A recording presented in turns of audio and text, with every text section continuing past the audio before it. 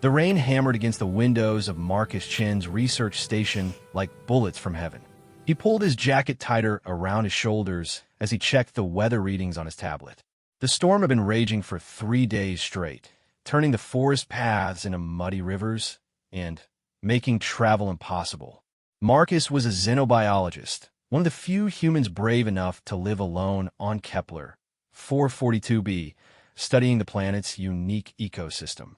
The Galactic Council had classified this world as a restricted research zone after discovering that its native species possessed intelligence levels that bordered on sentience. Most humans avoided such places, preferring the safety of established colonies. But Marcus found the challenge irresistible. The sound of breaking branches outside made him look up from his notes. Through the rain-streaked window, he saw a flash of orange and white moving between the trees. At first, he thought it might be one of the local deer-like creatures seeking shelter. But as lightning illuminated the forest, he caught sight of something that made his breath catch in his throat. A figure stumbled through the undergrowth, clearly struggling against the wind and rain. It walked upright like a human, but something about its silhouette seemed wrong. Marcus grabbed his emergency medical kit and raincoat without hesitation. His training had taught him that all intelligent life deserved help, regardless of species. The moment he stepped outside, the storm tried to knock him flat. Rain stung his face like needles, and the wind howled through the trees with supernatural fury. He fought his way toward where he had seen the figure, calling out over the noise of the tempest. "Hello, do you need help?" A weak cry answered him from behind a fallen log. Marcus pushed through the thick ferns and found her there, curled up in a ball of wet fur and trembling limbs. She was clearly not human, but her form was humanoid enough that his first instinct was to treat her as he would any person in distress. Her body was covered in thick, russet-colored fur that had been soaked through by the rain. Her face was elongated like a fox's muzzle, with large, intelligent amber eyes that watched him with a mixture of fear and desperate hope. Pointed ears twitched atop her head, and a bushy tail wrapped around her body like a makeshift blanket. She wore simple clothing made from what looked like woven plant fibers, now torn and muddy from her ordeal. "It's okay," Marcus said, keeping his voice gentle despite having to shout over the storm. "I'm not going to hurt you. My name is Marcus. Can you understand me?" The foxwoman's ears perked up at his words, and she nodded weakly. When she tried to speak, her voice came out as a series of chittering sounds mixed with what sounded like attempts at human speech. Marcus realized she might understand his language, but couldn't speak it fluently. "Are you injured?" he asked, slowly approaching with his hands visible and empty. She pointed to her left leg, and Marcus could see blood seeping through her fur. A deep gash ran along her thigh, probably from a sharp branch or rock. Without proper treatment, infection was almost certain in this humid environment. "I'm going to help you get to my station," Marcus said, gesturing toward his building. "It's warm and dry there. I could treat your wound." The foxwoman hesitated for a moment, studying his face with those intelligent amber eyes. Marcus could see the internal debate playing out in her expression. Trust could be dangerous for any species, especially when dealing with aliens. But the alternative was likely death from exposure or infection. Finally, she nodded and tried to stand.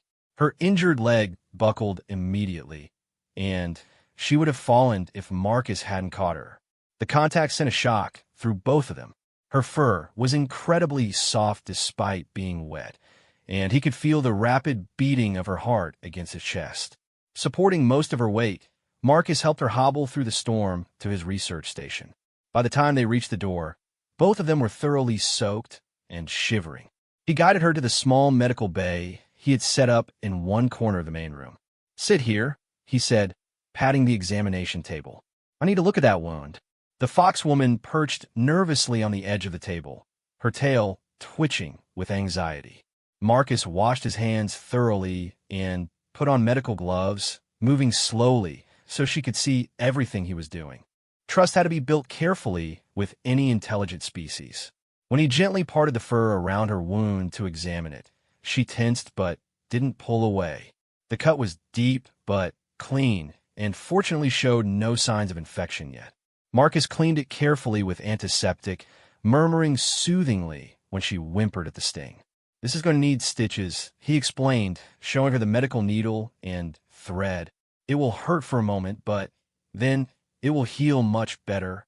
She watched his preparations with fascination, her head tilted in a way that reminded him irresistibly of an curious house cat. When he began stitching the wound, she gripped the edges of the table tightly, but made no sound of complaint. Her pain tolerance was impressive. As Marcus worked, he found himself stealing glances at her face. Despite her alien features, there was something undeniably expressive about her amber eyes. Intelligence sparkled there, along with curiosity and a growing sense of trust. She was studying him just as intently as he was treating her. When the stitching was complete, Marcus bandaged the wound carefully and stepped back. "There, that should heal nicely if you keep it clean and dry." The foxwoman looked down at the pristine white bandage, then back up at Marcus. She placed one hand over her heart and bowed her head slightly in what was clearly a gesture of gratitude. "You're welcome," Marcus said with a smile. "Now let's get you into some dry clothes." He rummaged through his belongings and found an old shirt and pair of soft pants that would be too big for her, but better than her torn, wet garments. He handed them to her and pointed toward a small privacy screen he had set up near his sleeping area. While she changed, Marcus prepared hot soup and tea on his small cooking unit. The station's climate control had finally managed to warm the air, and he could hear the storm beginning to subside outside. When the foxwoman emerged from behind the screen wearing his oversized clothes, he couldn't help but smile at how the sleeves hung past her hands. She approached the table where he had set out the food, her nose twitching at the unfamiliar smells. Marcus demonstrated how to use the spoon, and, after a moment's hesitation, she copied his movements. The first taste of the soup made her ears perk up in obvious delight. "Good?" Marcus asked. She nodded enthusiastically and continued eating with obvious enjoyment. Marcus found himself charmed by her reactions to everything around her. She examined the simple plastic spoon as if it were a technological marvel, and when she accidentally touched the tablet computer he had left on the table, the screen lighting up made her jump backward with a startled chirp. After they had both finished eating, uncomfortable silence settled between them. The storm outside had finally died down to a gentle patter of rain against the windows. Marcus realized he needed to make some decisions about what happened next. "Do you have somewhere to go?" he asked carefully. "Family? A home?" The foxwoman's expression grew sad, and she shook her head. She pointed outside and made a gesture that seemed to indicate something far away, then drew her finger across her throat in the universal sign for death. Marcus felt his heart clench with sympathy. "I'm sorry," he said softly. "You can stay here as long as you need to. I have plenty of space and supplies." Her amber eyes widened with surprise and something that might have been relief. She pointed to herself, then to him with a questioning expression. "Yes, you can stay with me," Marcus confirmed. "I know what it's like to be alone." Something shifted in her expression at those words, a new kind of understanding passing between them. She reached across the small table and gently placed her hand over his. Her touch was warm and soft, with small claws that she kept carefully retracted. In that moment, Marcus realized that his carefully ordered, solitary life was about to change in ways he couldn't possibly imagine. The foxwoman had brought more than just her presence into his research station. She had brought possibility, companionship, and the first stirrings of something deeper than mere scientific curiosity. As if reading his thoughts, she tilted her head and attempted to speak again. This time, instead of chittering, a single clear word emerged from her throat. "Marcus." The sound of his name in her voice sent warmth spreading through his chest. He smiled and pointed to her, raising his eyebrows in question. She thought for a moment, then touched her own chest and said carefully, "Kira." "Kira," Marcus repeated, and her tail wagged slightly at hearing her name pronounced correctly. "It's beautiful."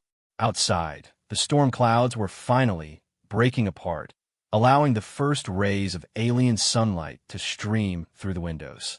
The light caught in Kira's amber eyes, making them sparkle like jewels. Marcus found himself wondering what other surprises this remarkable woman might bring into his life.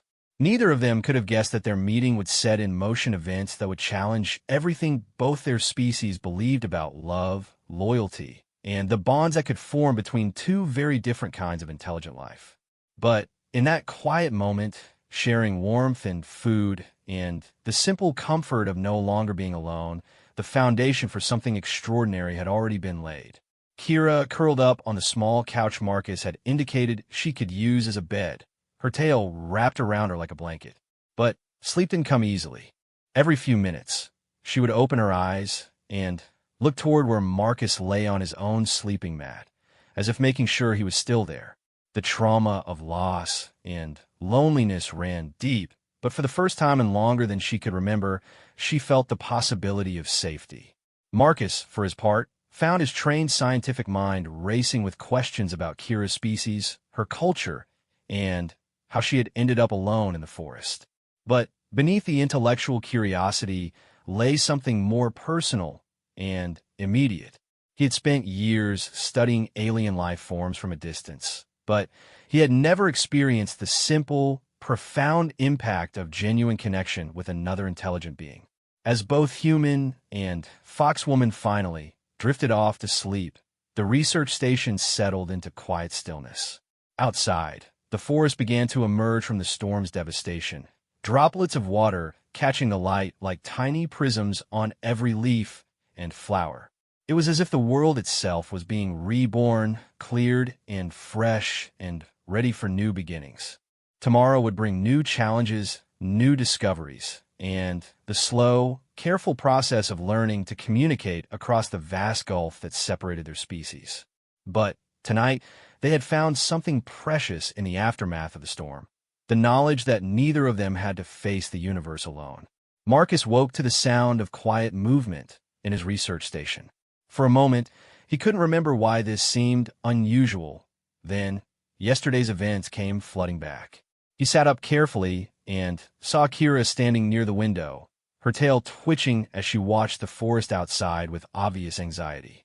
"Good morning," he said softly, not wanting to startle her. Kira's ears swiveled toward him before she turned around. Her amber eyes held a mixture of gratitude and uncertainty. She pointed toward the forest, and then to herself, making walking motions with her fingers. The message was clear. She was thinking about leaving. "You don't have to go," Marcus said, rising from his sleeping mat. "Your leg needs time to heal properly." Kira shook her head and attempted to communicate something more complex. She pointed to Marcus, then to his various scientific instruments and computers, and made a gesture that seemed to indicate work or importance. Then she pointed to herself and shrugged, as if to say she was just a burden. Marcus felt a pang of understanding. "You think you're interfering with my research?" She nodded, looking down at her bandaged leg with something like shame. "Kira, look at me," Marcus said, approaching slowly. When she raised her eyes to meet his, he continued, "You're not a burden. Actually, meeting you is the most important thing that's happened to me on this planet." This seemed to surprise her. She tilted her head in that endearing, curious way and chittered a few questioning sounds. Marcus realized this was an opportunity to begin real communication between them. He went to his tablet and activated the translation software he used for analyzing alien languages. While it wouldn't give him instant translations, it could help identify patterns and basic grammar structures. "Let's try something," he said, setting the tablet on the table between them. "I want to learn your language, and you can learn more of mine." For the next several hours, they worked together in a way that felt more like play than study.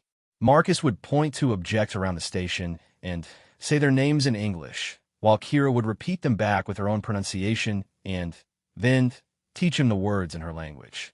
Her tongue and vocal cords weren't designed for human speech, but her attempts were charming and increasingly successful.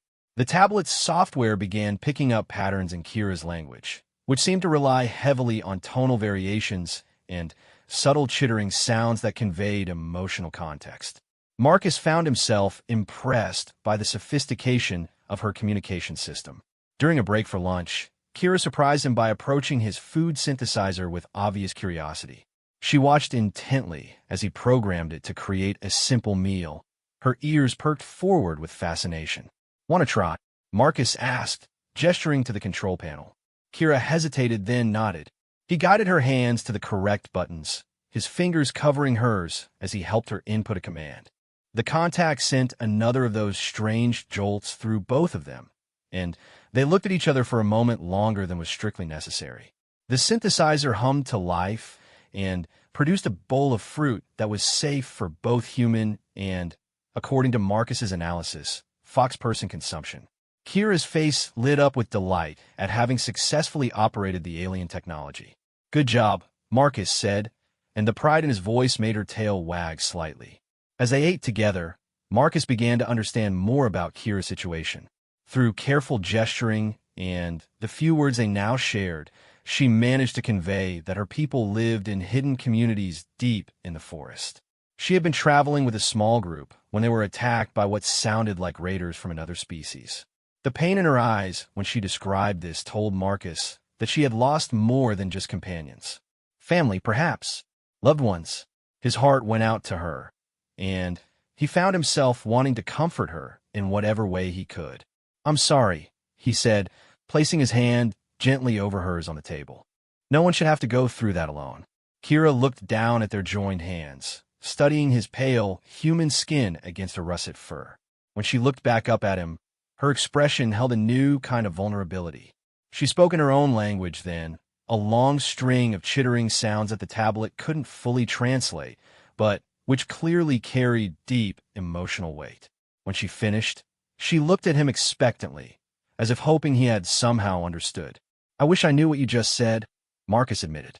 But whatever it was, it sounded important. Kira seemed to make a decision. She stood up and walked around the table to where he sat, then knelt down beside his chair so they were at eye level. Very carefully, she reached up and placed her hands on either side of his face. Her touch was gentle but deliberate, and her amber eyes searched his with an intensity that made his breath catch. "Marcus," she said clearly, pronouncing his name with care. Then she said something in her own language and pointed to her heart. Understanding hit him like a physical blow. She was trying to tell him something about feelings, about what was growing between them despite all the barriers of species and language. The recognition in her eyes told him she could see that he understood. "Kira," he whispered, covering one of her hands with his own. The moment stretched between them, full of possibility and uncertainty. Then the communication system crackled to life, shattering the intimate quiet of the station. "Research Station Alpha 7. This is Colonial Survey Ship Endeavor. Please respond." Marcus jerked away from Kira's touch, his face flushing with confusion and something that might have been guilt. Kira's ears flattened against her head at the harsh, authoritative voice coming from the speakers. "Research Station Alpha 7. We have you on our sensors. Respond immediately, or we will assume hostile occupation." Marcus scrambled to the communication panel, his hands shaking slightly as he activated the response channel. "This is Dr. Marcus Chun at Research Station Alpha 7. I'm reading you, Endeavor." "Dr. Chun, thank goodness. We're responding to your missed check-in reports.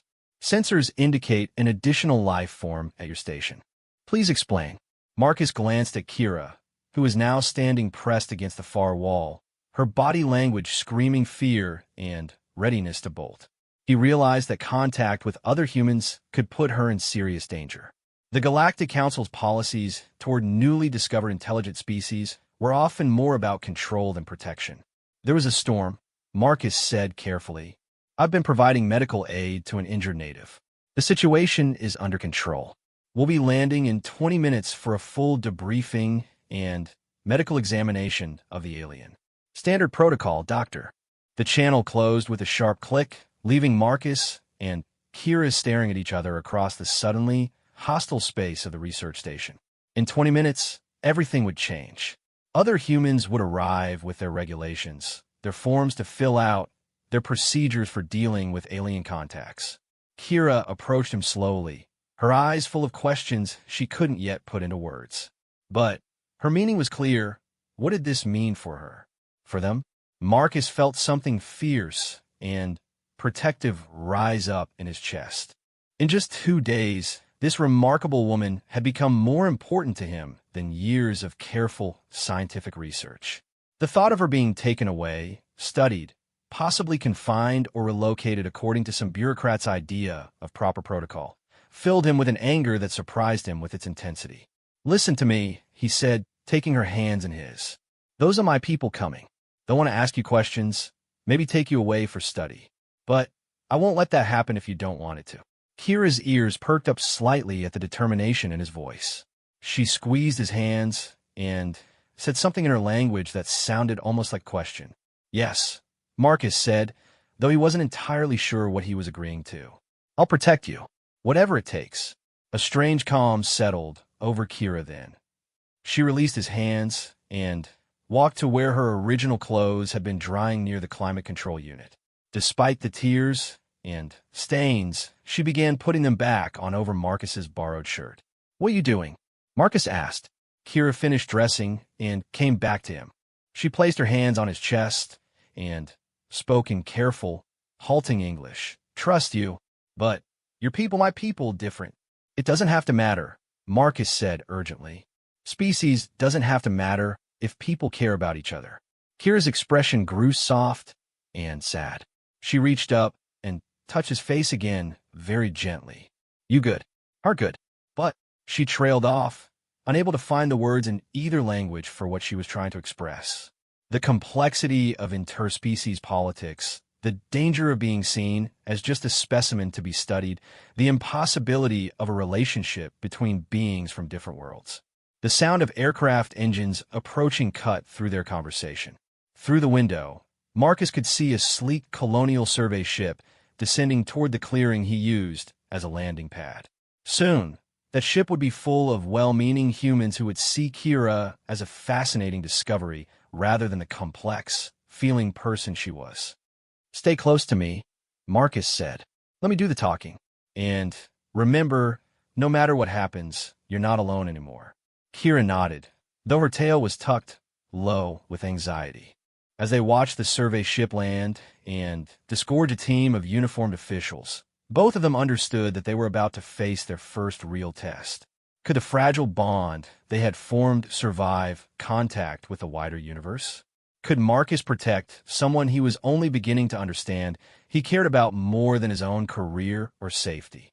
The station's airlock hissed open, and 3 humans entered, 2 in colonial survey uniforms, and 1 wearing the white coat of a xenobiologist. They looked around the station with professional assessment, their eyes quickly settling on Kira. "Dr. Chun," the lead officer said briskly. "I am Commander Santos. This is Dr. Yates from the Xenobiology Department and Specialist Morrison. We're here to assess the situation and ensure proper first contact protocols are followed." Marcus stepped slightly in front of Kira, a gesture that wasn't lost on any of the newcomers. "As I said, I've been providing medical aid. The native was injured in the storm and sought shelter." Dr. Yates stepped forward, her eyes bright with scientific curiosity as she studied Kira. Remarkable adaptation to bipedal locomotion while maintaining clearly vulpine characteristics. The cognitive development appears quite advanced. She was speaking about Kira as if she weren't there, as if she were a particularly interesting specimen rather than a person who could understand every word. Marcus felt his jaw clench with anger. "Her name is Kira," he said firmly, "and she understands English quite well." Commander Santos raised an eyebrow. "You've established communication? That's excellent, Doctor. It will make the relocation process much simpler." "Relocation?" Marcus's voice came out sharper than he intended. "Standard procedure for newly contacted intelligent species. The native will be transferred to a proper xenobiological research facility where she can be studied safely and appropriate cultural integration protocols can be developed." Kira's hand found Marcus's arm, her claws pricking slightly through his shirt. When he looked at her, he could see the fear she was trying to hide behind a mask of dignified calm. "What if she doesn't want to be relocated?" Marcus asked. Dr. Yates laughed, the sound holding no real humor. "Doctor, surely you understand that what the specimen wants is irrelevant. We're talking about advancing human knowledge of alien intelligence. The benefit to science far outweighs individual preferences. The casual dismissal of Kira's autonomy hit Marcus like a physical blow. He looked at the three humans who had invaded his station with their forms and procedures and complete inability to see Kira as anything more than an object of study. In that moment, Marcus realized that his choice was already made. These people represented everything he had once believed about scientific progress and human exploration of the galaxy. But standing next to Kira, feeling her trust in him despite her fear, he understood that some things were more important than advancing human knowledge. Some things, like protecting someone you were beginning to love, mattered more than career or protocol or the approval of your own species. "I'm afraid I can't allow that," Marcus said quietly. The three officials stared at him in surprise. Commander Santos's expression hardened. "Dr. Chun, you seem to be forgetting your obligations to both the Colonial Survey and the Galactic Council. This isn't a request." Marcus straightened his shoulders and moved to stand fully in front of Kira. For the first time since arriving on this planet, he felt absolutely certain about what he was doing. "Then, I guess we have a problem," he said. The tension in the research station was thick enough to cut. Commander Santos's hand had moved to rest on the restraint device at his belt, while Dr. Yates stared at Marcus as if he had suddenly sprouted a second head. Behind Marcus, Kira remained perfectly still, but he could feel the coiled energy in her body, ready to run or fight if necessary. "Dr. Chun," Commander Santos said slowly, "I'm going to assume you're suffering from some kind of isolation-induced stress. You've been alone out here for months. It's understandable that you might form an attachment to the first intelligent life you encounter." The condescending tone made Marcus's jaw clench tighter. "My mental state is perfectly fine, Commander. What I'm questioning is a system that treats intelligent beings as property to be collected and studied." Dr. Yates stepped forward, her voice taking on the patient tone she might use with a confused child. "Marcus, surely you understand the importance of what we've discovered here. This species shows remarkable development for a non-spacefaring civilization. The insights we could gain about intelligence, evolution, social structures, possibly even the development of language itself. By studying her like a lab rat," Marcus interrupted. "Without her consent, without any consideration for her own wishes or needs. She's barely above the level of a clever animal." Specialist Morrison spoke for the first time, his voice filled with typical human arrogance. "The idea that she has complex wishes is probably just projection on your part." Kira's soft growl behind Marcus was the only warning Morrison got before she stepped around Marcus and spoke in clear, deliberate English. "You're wrong. I think, I feel, I choose." The three officials stared at her in shock. Dr. Yates pulled out a recording device immediately, her eyes lighting up with scientific greed. "Remarkable.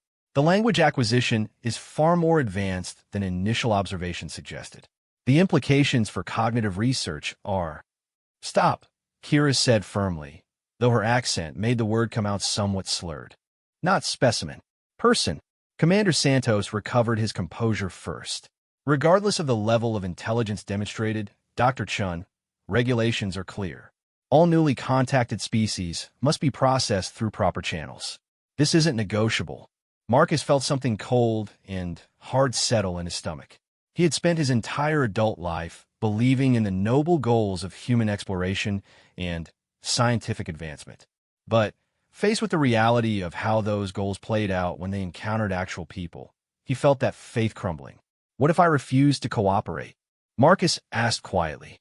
"Then you'll be relieved of duty and face disciplinary action for violation of first contact protocols," Santos replied without hesitation. "The native will still be relocated, but you'll be court-martialed for interference with official procedures." Kira moved closer to Marcus, her hand finding his arm again. When he looked down at her, he saw not fear now, but determination. She had made her own choice about what mattered most. "Marcus," she said carefully, pronouncing each syllable with deliberate care. "You good human. But I understand. Your people need you safe." She was trying to sacrifice herself to protect him from the consequences of his choices. The nobility in her amber eyes, the way she was willing to accept being taken away if it meant he wouldn't be punished, hit Marcus harder than any threat the officials could have made. "No," he said firmly, placing his hand over hers. "We're in this together now." Dr. Yates had been recording everything, and now she spoke up with obvious excitement. "This is unprecedented. The level of emotional bonding between species, the complex social reasoning. Marcus, don't you see? This makes the research even more important." "You still don't get it," Marcus said, turning to face her fully. "She's not a research subject. She's a person who's been through trauma, who's lost her family, who deserves to make her own choices about her life." "Sentimental nonsense," Morrison sneered. "You've let yourself become emotionally compromised. This is exactly why isolation assignments should be limited to shorter durations." Kira stepped forward then, her posture straightening with what Marcus was learning to recognize as her version of formal dignity. She spoke in her own language first, a string of musical chittering that somehow managed to convey authority and resolve. Then she switched to careful English. "You take me, hurt Marcus. You hurt Marcus. I fight. I choose to stay with Marcus." The simple declaration carried a weight that seemed to silence the three officials. Here was this small, furry woman standing up to armed humans with nothing but her own conviction and loyalty. Even Morrison looked slightly abashed. Commander Santos, however, was unmoved. Touching, but irrelevant. "Dr. Chun, you have exactly 10 minutes to gather your personal effects before we escort you both back to the ship." Marcus felt a wild moment of panic. In 10 minutes, everything would be over. Kira would be taken to some sterile research facility where she would be poked and prodded and studied until she became just another data point in humanity's expanding catalog of known species. He would face disciplinary action that would likely end his career, but that wasn't what terrified him. What terrified him was the thought of losing her before he could even fully understand what she had come to mean to him. "Wait," he said, his mind racing. "You said regulations require processing through proper channels. What if there were already established protocols for this situation?" Dr. Yates frowned. "What do you mean?" Marcus was thinking fast now, remembering obscure corners of xenobiological law that most field researchers never had to worry about. Section 12 of the Galactic Council's Species Contact Guidelines. In cases where a native individual has been given sanctuary by a human citizen and chooses to remain under that protection, forced relocation constitutes a violation of sentient rights. That's for species that have already been classified as fully intelligent, Santos said, but Marcus could hear uncertainty creeping into his voice. Classification that's based on exactly the kind of complex reasoning, language use, and emotional sophistication that Kira has demonstrated. Marcus pressed. She's shown autonomous decision-making, cross-species empathy, technological adaptation, and advanced linguistic abilities. By the Council's own standards, she qualifies for protection under the Sentient Rights Act. Kira was watching this exchange with growing understanding. Even when she couldn't follow all the words, she could sense that Marcus was fighting for her freedom using the humans' own rules against them. Dr. Yates was frowning deeply now. Even if that were applicable, the determination of intelligence level requires formal assessment by qualified xenopsychologists. That process takes months and requires the subject to be available for testing. Testing she could undergo while remaining here, Marcus said quickly, as a voluntary participant rather than a detained specimen. The law is clear on this. Consent matters for the determination of sentience. Commander Santos was clearly becoming frustrated with the legal complications Marcus was throwing up. "Dr. Chun, you're grasping at straws. Even if some of these technicalities apply, you're still in violation of your duty to report and cooperate with survey operations. Unless I was acting to protect a potential citizen of the Galactic Council from illegal detention," Marcus replied, which, if Kira qualifies for sentient status, is exactly what forced relocation would constitute. The three officials exchanged glances. Marcus could see them calculating the political ramifications of a legal challenge to their actions, especially if it involved potential violation of sentient rights. The Galactic Council took such violations very seriously, and careers have been destroyed over less. Kira, meanwhile, had been listening intently to the conversation. Now she stepped forward again and addressed Commander Santos directly. "You say, I animal," she said, her English clearer and more confident than it had been even an hour ago. "But animals not choose protect others. Animals not learn new words fast. Animals not understand law." She paused, then continued with devastating logic. "If I understand law enough choose protection, then I smart enough have rights." Dr. Yates actually took a step backward, her recorder still running, but her expression showing a growing realization that she might be watching something historically significant. She's constructing a legal argument for her own sentience. In a language she learned in 2 days, Marcus added quietly, using concepts that require abstract reasoning and understanding of justice. The silence that followed was broken only by the soft hum of the station's systems. Finally, Commander Santos spoke, his voice tight with barely controlled frustration. "This is highly irregular. I'll need to contact Colonial Command for guidance on how to proceed." "Of course," Marcus said, keeping his voice carefully neutral. "In the meantime, I assume Kira will remain here under my protection, since any other action might constitute a violation of her potential rights." Santos's jaw worked silently for a moment before he nodded curtly. "Temporary status only. Don't think this is over, Dr. Chun." As the 3 officials filed back toward their ship, Marcus felt some of the tension leave his body. It wasn't a permanent solution. They would be back with lawyers and officials and probably a formal sentience assessment team. But it was time, and time was what he and Kira needed most. When the airlock sealed behind the departing humans, Kira turned to Marcus with an expression of amazed gratitude. "You fight for me." With words, like warrior. Marcus couldn't help but smile at the comparison. "In my culture, sometimes the most important battles are fought with words and laws rather than weapons." Kira moved closer to him, her amber eyes searching his face. "Why? You not know me long time. You risk much."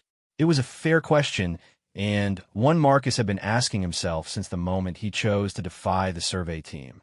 Why had he risked his career, his future, his standing with his own species for someone he had known for barely 3 days?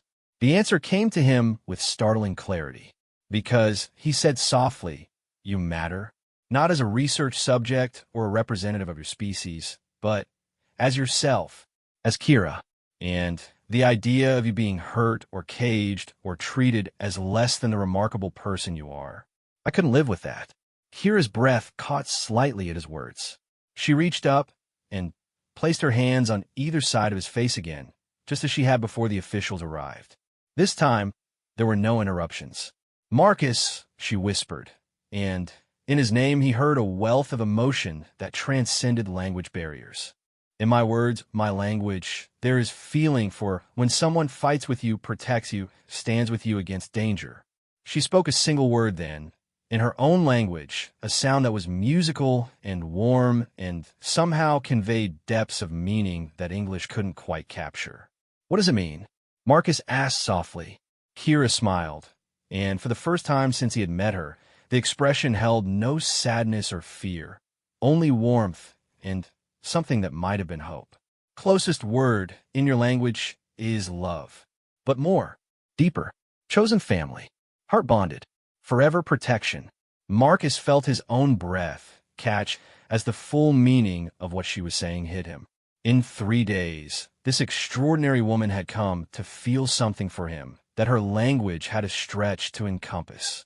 And, looking into her amber eyes, feeling the gentle touch of her hands on his face, he realized that whatever word her language used, he felt exactly the same way. "Kira," he said, his voice rough with emotion. "Yes, I think I'm falling in love with you too." Her tail wagged once, quickly, before she seemed to remember her dignity. But her eyes sparkled with joy, and when she leaned forward to rest her forehead against his, Marcus felt as if the entire universe had shifted around them. Outside, the Colonial Survey ship was powering up for departure, carrying news that would eventually bring more officials, more complications, more challenges to what they were building together. But in this moment, In the quiet space of the research station with alien sunlight streaming through the windows, two very different kinds of intelligent life had found something worth fighting for in each other. The real battle for their future was just beginning. But now they would face it together, and that made all the difference. 3 weeks passed in a strange kind of suspended peace. Marcus continued his research while helping Kira learn more complex English, and she began teaching him the intricate grammar and tonal variations of her own language. The translation software had made significant progress in mapping the linguistic patterns, but nothing could replace the patient, intimate process of learning to truly communicate with each other. During this time, Kira revealed more about her people and their culture. The Fox folk, as Marcus had started thinking of them, lived in sophisticated tree cities hidden deep in the forest canopy. They were master craftspeople and botanists, having developed technology that worked with nature rather than against it. Their society was based on complex family groups and had elaborate codes of honor and protection. Kira had been a storyteller among her people, responsible for preserving their history and cultural memory through oral tradition. The loss of her entire family group had meant more than personal tragedy. It had meant the potential loss of generations of accumulated knowledge and wisdom. You could write it down. Marcus suggested one evening as they sat together watching the alien sunset paint the sky in shades of purple and gold. I could help you create a record that would preserve everything. Even if... He didn't finish the sentence, but Kira understood. Even if the Colonial Survey decided to relocate her anyway. Even if they were separated. Even if their impossible relationship couldn't survive the political realities of interspecies contact. In my culture, Kira said carefully, her English now smooth enough to handle complex concepts, stories are living things. They change with each telling, grow with each listener. Writing fixes them like insects in tree sap. Beautiful, but no longer alive.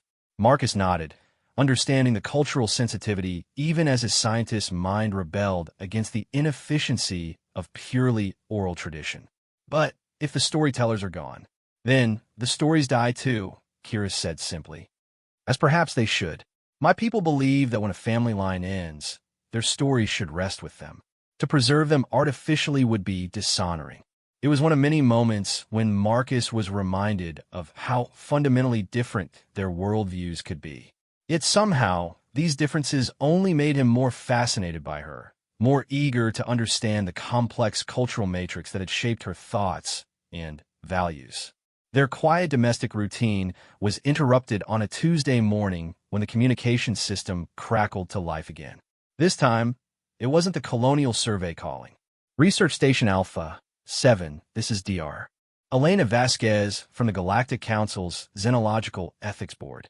Please respond. Marcus and Kira exchanged glances.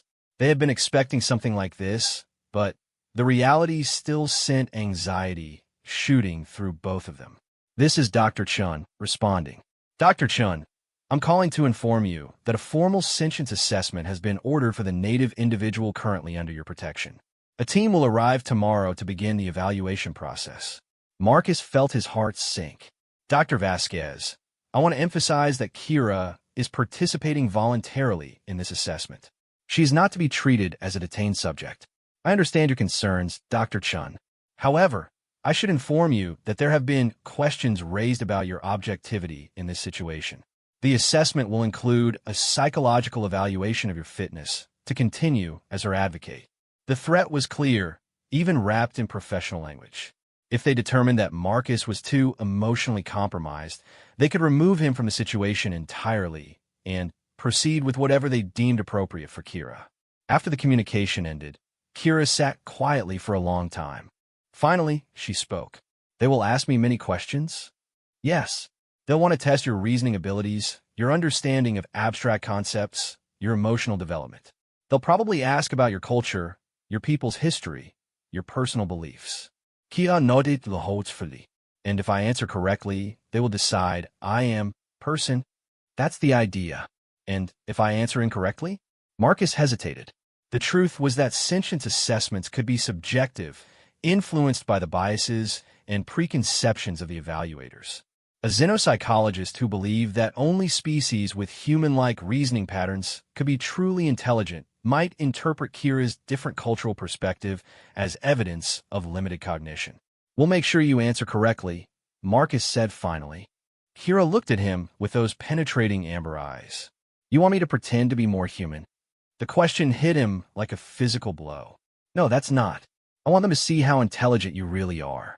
But intelligence like human intelligence." Marcus opened his mouth to deny it, then stopped. Because wasn't that exactly what he was suggesting?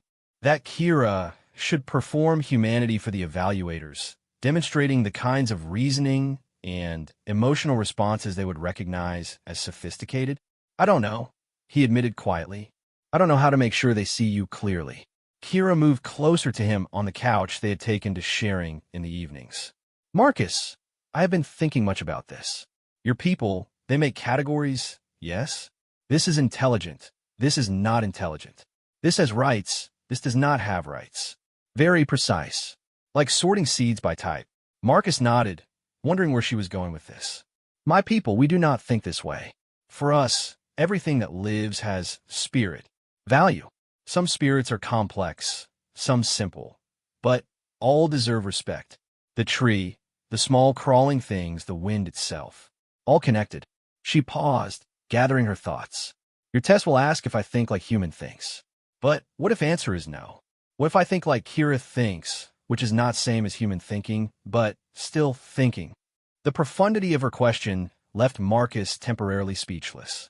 She was pointing to a fundamental flaw in the entire concept of sentience assessment as practiced by human institutions. They weren't really testing for intelligence. They were testing for human-like intelligence. Any species that had evolved different cognitive patterns, different ways of understanding and interacting with the world would be automatically disadvantaged. "Then we make them understand that different doesn't mean inferior," Marcus said with more confidence than he felt. "We make them see that intelligence comes in many forms. And if they cannot see..." Marcus took her hands in his, feeling the soft fur and the small, careful claws. "Then we find another way. I won't let them take you, Kira. I won't let them treat you as less than what you are." That night, they stayed up late practicing responses to the kinds of questions the assessors might ask. But as the hours passed, Marcus began to realize that all their preparation might be missing the point. Kira's value as a person didn't depend on her ability to solve human logic puzzles or demonstrate human emotional responses. It came from her kindness, her resilience, her capacity for growth and love and loyalty. The assessment team arrived the next morning in a larger ship than before, carrying equipment that looked more like medical scanners than testing devices. There were 5 humans this time, 2 xenopsychologists, a cultural anthropologist, a neural specialist, and a legal observer. Dr. Vasquez turned out to be a middle-aged woman with kind eyes, but a carefully professional manner. "Dr. Chun, thank you for your cooperation. Before we begin the assessment, I need to interview you privately." Marcus glanced at Kira, who nodded encouragingly. They had expected this. The interview took place in the small medical bay, while Kira waited in the main room with the other specialists. Dr. Vasquez's questions were probing, but not hostile. "How would you describe your relationship with the subject?" she began. She's become very important to me. As a friend, as someone I care about." "More than a friend?" Marcus hesitated, then decided on honesty. "Yes, more than a friend." "Do you believe this emotional attachment affects your judgment about her cognitive abilities?" "I think it gives me insights that pure scientific observation wouldn't provide. I've seen her demonstrate empathy, humor, creativity, strategic thinking. She learns incredibly quickly and shows remarkable adaptability. But do you think you might be anthropomorphizing her responses? Seeing human-like intelligence where there might be simply clever animal behavior?" Marcus felt a flash of anger at the suggestion, then forced himself to consider it seriously. Was it possible that his feelings for Kira were making him overestimate her capabilities? Dr. Vasquez. 3 weeks ago, Kira constructed a legal argument for her own sentient rights using concepts she had learned in a foreign language in less than 48 hours. She's since mastered complex grammatical structures and abstract philosophical concepts. If that's clever animal behavior, then we need to seriously reconsider our definitions. Dr. Vasquez made notes without commenting. Dr. Chun, I need to ask you directly. If our assessment determines that the subject does not qualify for sentient status, will you accept that determination? The question hung in the air like a sword. Marcus knew his answer would determine whether he remained involved in Kira's situation or was removed as a compromised observer. I will accept any determination that's based on fair, unbiased evaluation of Kira's actual capabilities rather than preconceived notions about what intelligence should look like. It wasn't exactly the compliance Dr. Vasquez was looking for, but it wasn't outright defiance either. She nodded and made another note. Thank you, Dr. Chen. We'll begin the subject assessment now. When they returned to the main room, Marcus was surprised to find Kira engaged in animated conversation with Dr. Kim, one of the xenopsychologists. She was explaining something complex, using both English words and gestures to convey meaning. So the root patterns tell stories about soil health, but also about the tree's relationship with its neighbors. Competition, cooperation, mutual support. Like social network, but for plants. Dr. Kim was staring at her with obvious fascination. And your people use this information for what purpose? City planning, Kira said matter-of-factly. We build homes in harmony with tree social structures. Much more efficient than fighting against natural patterns. Marcus felt a surge of pride. Without any coaching, Kira was demonstrating exactly the kind of sophisticated reasoning and cultural knowledge that should qualify her for sentient status. She wasn't trying to sound human. She was simply being herself, and herself was remarkable. The formal assessment began with basic cognitive tests, pattern recognition, logical reasoning, memory challenges. Kira approached each task with focused attention, sometimes solving problems in ways that surprised the evaluators. When presented with a classic human logic puzzle about river crossing with constraints, Kira studied it for a moment, then asked, in my culture, we would simply ask the river spirits for permission to carry all travelers safely at once. But I understand this is human puzzle with human rules. You want me to find a clever path, yes? She then proceeded to solve it correctly, but her initial response had clearly made an impression on the evaluators. The cultural assessment proved more challenging. When asked about government structures among her people, Kira struggled to explain concepts that didn't map neatly onto human political models. We have consensus makers, elders who hold wisdom, but not rulers like humans have rulers. Decisions flow like water, finding the best path down mountain. Not forced, but natural. Dr. Chun, the anthropologist, frowned. But what about disputes? Resource allocation? How do you prevent chaos without authority structures? Kira tilted her head thoughtfully. Why would consensus create chaos? When all voices are heard and respected, solutions appear that satisfy everyone. Chaos comes from forcing decisions that ignore the wisdom of community. Marcus watched the evaluators processing this response. To some, it might sound naive or simplistic. But Marcus had learned enough about Kira's culture to know she was describing a genuinely sophisticated system of social organization, just one that operated on different principles than human societies. The neural scans proved the most challenging of all. When Dr. Patel, the neural specialist, began setting up his equipment, Kira became visibly nervous. What does this machine do? She asked Marcus quietly. It measures brain activity. It can't hurt you, but it might feel strange. Kira nodded, but Marcus could see her tail twitching with anxiety. When the scanner was activated, she jerked backward in alarm at the unfamiliar sensation. I need you to remain still, Dr. Patel said somewhat impatiently. Think about solving simple math problems while I take readings.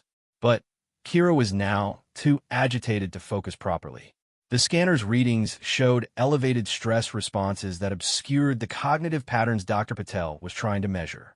This isn't working, he muttered after several failed attempts. The subject's stress response is interfering with accurate readings. Marcus stepped forward. Let me help. He knelt beside Kira and took her hands. Remember the forest sounds you taught me about? The ones that mean safety and home. Kira nodded, and Marcus began humming one of the melodies she had shared with him, a musical pattern that mimicked the call of her people's forest birds. As the familiar sound filled the room, Kira's breathing slowed, and her tail stopped its nervous twitching. This time, when Dr. Patel activated the scanner, Kira remained calm.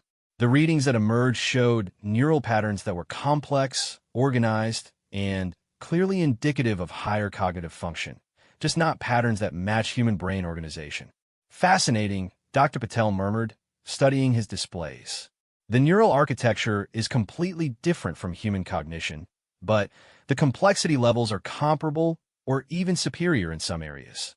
The emotional processing centers show particularly sophisticated development. As the day wore on, Marcus watched the evaluation team's attitudes gradually shift. What had started as a routine assessment of a potentially intelligent alien was becoming something much more significant. Kira wasn't just demonstrating sentience. She was demonstrating a form of intelligence that challenged many of their assumptions about how consciousness could be organized.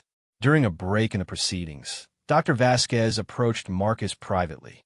"I have to admit, Dr. Chun, this is not what we expected to find. The subject, Kira, is clearly operating at a level of cognitive sophistication that qualifies for sentient status under any reasonable interpretation of council guidelines." Marcus felt relief wash over him, but Dr. Vasquez wasn't finished. However, this raises new questions. If her people possess this level of intelligence, then human activities on this planet may need to be seriously reconsidered. We may be looking at first contact with a true interstellar-capable species, just one that has chosen not to develop space technology. The implications of what she was saying slowly sank in. Kira's assessment wasn't just about her individual rights. It could fundamentally change humanity's relationship with this entire world and its inhabitants. As the evaluation team packed up their equipment that evening, Marcus realized that their quiet time was truly over. Whatever happened next would have consequences far beyond just him and Kira. They had opened a door that could never be closed again. But watching Kira help the xenopsychologist understand her people's sophisticated botanical knowledge, seeing the respect and genuine scientific excitement in their eyes, Marcus felt hope for the first time in weeks. Maybe, just maybe, humanity was capable of recognizing intelligence even when it wore a different face. Maybe Kira's people could find a way to interact with humans as equals rather than subjects. Maybe two very different species could learn to see each other clearly. And maybe in the middle of all these vast interspecies implications, a human man and a fox woman who had found something precious in each other could build a future together. The real test would come when the council made its official determination. But tonight, for the first time since this all began, Marcus allowed himself to believe that love might be stronger than the forces trying to pull them apart. The official determination came 2 months later, delivered via encrypted transmission directly from the Galactic Council headquarters. Marcus and Kira sat together on their couch as he opened the communication, both of them trying to hide their nervousness behind calm facades. Research Station Alpha 7. This is Council Chairman Voss with the formal assessment result for the individual known as Kira of the Kepler 442b indigenous population. Marcus squeezed Kira's hand as the formal language continued. After extensive review of all evaluation materials, including cognitive assessments, cultural analysis, and neural mapping studies, the Council hereby grants full sentient status to the subject and, by extension, preliminary recognition of the Kepler 442b forest-dwelling species as a Category A intelligent civilization. Relief flooded through Marcus so powerfully he felt dizzy. Kira's tail began wagging before she could control it, and her ears perked forward with joy. But Chairman Voss wasn't finished. This determination carries significant implications for all human activities on Kepler 442b. Effective immediately, the planet is being reclassified from a research colony to a protected contact zone. All industrial development is suspended pending formal diplomatic contact with indigenous leadership. Marcus felt his relief give way to a more complex mixture of emotions.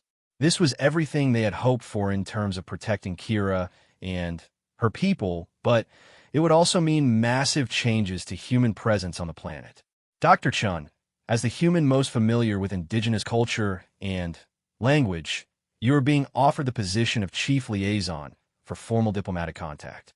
Your response is required within 72 hours. When the transmission ended, silence filled the research station. Outside, the alien forest continued its eternal cycle of growth and change, unaware that its future had just been fundamentally altered by bureaucratic decisions made light years away. What does this mean? Kira asked quietly. It means your people are now legally recognized as equals to humans. It means no one can take you away or treat you as a specimen. It means... Marcus paused, trying to process all the implications. It means everything changes. Kira studied his face with those perceptive amber eyes. You are happy but also worried. If I take this liaison position, I become responsible for managing the relationship between our species. That's a huge responsibility. The decisions I make could affect millions of beings on both sides. And if you refuse, then someone else makes those decisions. Someone who doesn't know your people, who hasn't lived here, who might not understand the nuances of your culture. Kira was quiet for a long time, processing this information. Finally, she spoke. Among my people, there is saying, the tree that knows both earth and sky must be the bridge between them. You know both worlds now, human world and our world. But I'm not qualified to be a diplomat, Marcus protested. I'm a scientist. I study things, I don't negotiate treaties. What is diplomacy but studying how people think and feel and need? What is treaty but story that both sides agree to tell together? Her simple wisdom cut through his self-doubt like a blade. She was right. His scientific background had prepared him for this in ways that traditional diplomatic training might not have. He understood the importance of careful observation, of testing hypotheses, of adapting theories when new evidence emerged. There's something else, Marcus said carefully. If I take this position, our relationship becomes even more complicated. I can't be both a diplomatic representative and whatever we are to each other. There would be conflicts of interest, questions about my objectivity. Kira's ears drooped slightly, but her voice remained steady. You think I make you weak leader for your people? No, that's not. Marcus struggled to find the right words. I think I love you more than I should love anyone, if I'm supposed to be impartial about decisions that affect your people. The admission hung between them like a bridge neither was sure they should cross. They had been building toward this moment for months, but actually saying the words out loud made everything more real, more dangerous, more precious. Kira stood up from the couch and walked to the window that looked out over the forest canopy. Her people were out there somewhere, hidden in their tree cities, probably unaware that their entire world had just changed because of diplomatic decisions made by aliens they had never met. In the time before the Raiders, she said softly, I was bonded to someone. His name was Finn. We were to build family together, raise kids, grow old sharing stories. Marcus felt something cold settle in his stomach. Kira had never mentioned having a romantic partner among those she had lost. The Raiders killed him in front of me, made me watch while he died, trying to protect the younglings. Her voice was matter-of-fact, but Marcus could see the tension in her shoulders. For a long time after, I thought my heart was buried with him. Thought I would never feel connection again. She turned to face Marcus, her amber eyes bright with unshed tears. But you showed me that heart can heal. That love is not betrayal of dead, but honoring of life they wanted you to have. Finn would want me to be happy. He would want me to find new love if it brought joy. Marcus started to stand, to go to her, but she held up a hand to stop him. Your people need you to be bridge between worlds. My people need voice who understands them. These things more important than what we feel for each other. Gah. But, she continued, and now a small smile played at the corners of her mouth. There is no rule that says bridge cannot also be beloved. That diplomat cannot also be heart-bonded. Marcus stared at her, trying to process what she was suggesting. You're saying we can make it work? Even with all the complications? I am saying that love, which makes you want to protect and understand, is not weakness in leader, is strength. Your feelings for me help you understand my people better, yes? Make you want to be fair, to find solutions that help everyone. She was right again. His love for Kira had indeed made him more invested in finding ways for their species to coexist peacefully. Rather than compromising his judgment, it had enhanced his understanding of what was at stake. Besides, Kira added with a mischievous glint in her eyes, who else will teach you proper pronunciation of my people's names? You still sound like you have mouth full of tree bark when you try to speak our formal greetings. Marcus couldn't help but laugh at the teasing. Even in the middle of discussing their future and the future of two species, Kira could find ways to lighten the mood. It was one of the things he loved most about her. So you think I should accept the position? I think you should accept what you were meant to be. Bridge builder, story weaver between worlds, heart that can hold love for both human and non-human. Marcus stood up and crossed the room to where she stood by the window. When he took her hands in his, he could feel the small tremor of nervousness she was trying to hide behind her calm exterior. And what about us? He asked quietly. What do we tell people about our relationship? We tell truth. That love brought understanding. That understanding brought justice. That justice will bring peace between our peoples. She paused, then added with a smile, and that if anyone has problem with this, they can come explain their concerns to my claws. Marcus laughed and pulled her into his arms.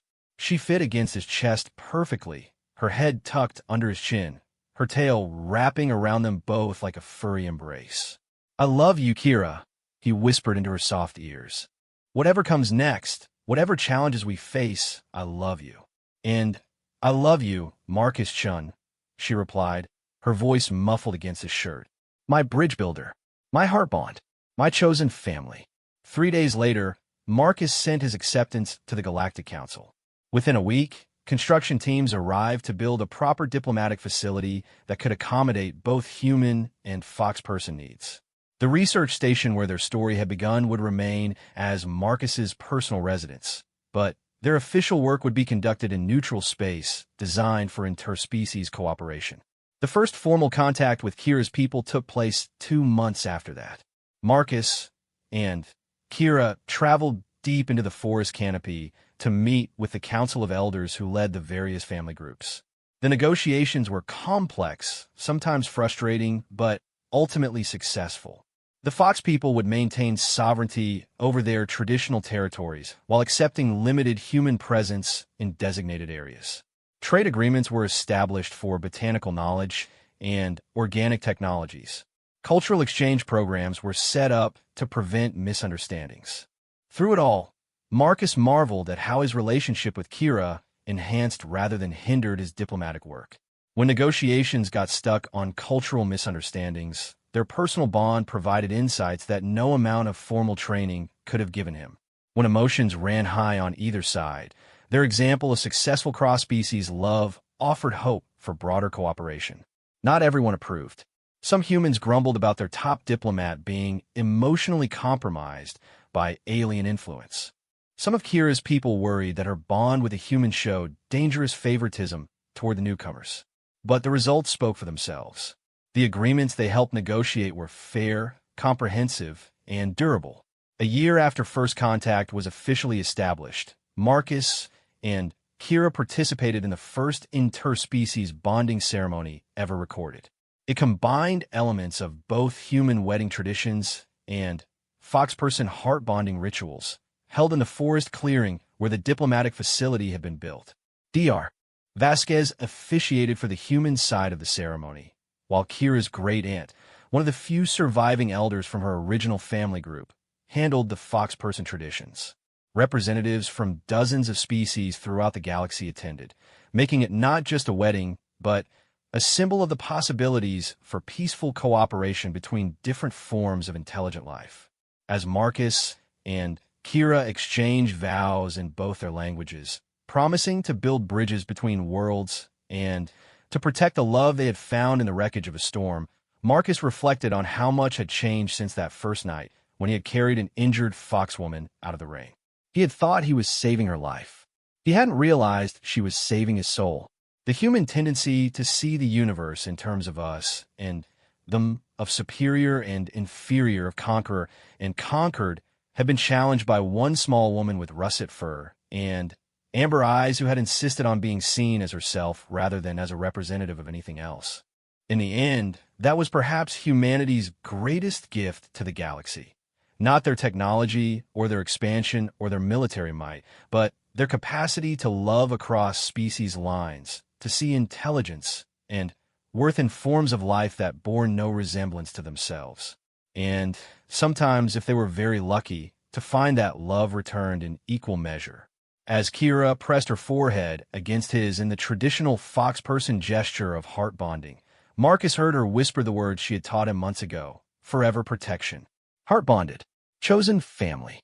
Forever, Marcus whispered back, and meant it with every fiber of his being. Around them, representatives of dozens of species from across the galaxy witnessed the power of love to bridge any gap, overcome any difference, and create something new and beautiful from the meeting of two very different kinds of hearts. The storm that had driven them together had long since passed, but the love that grew from its aftermath would endure for generations, a beacon of hope in a vast and sometimes lonely universe. A reminder that sometimes the most important discoveries weren't made in laboratories or through careful research, but in the simple act of opening your heart to someone who needed shelter from the storm. And in the end, that was the most human thing of all: the belief that love could conquer any obstacle, bridge any divide, and create miracles from the most unlikely encounters. Kira had taught him that this belief wasn't uniquely human. It existed wherever intelligence and compassion met.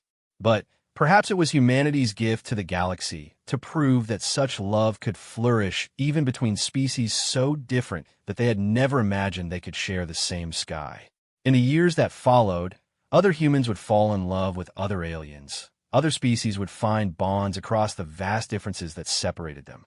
But Marcus and Kira's story remained the first, the proof of concept that love truly was universal, that intelligence came in countless forms, and that sometimes a stranger stumbling out of a storm could become the most important person in your universe. Their love story became legend among the diplomatic corps, but to Marcus and Kira, it remained beautifully simple. Two beings who had found in each other exactly what they needed to become more than they ever could have been alone. A human who learned that strength came not from standing apart, but from choosing to connect. A fox woman who discovered that her heart was large enough to hold love for someone who didn't even share her species. Together, they had built more than a relationship.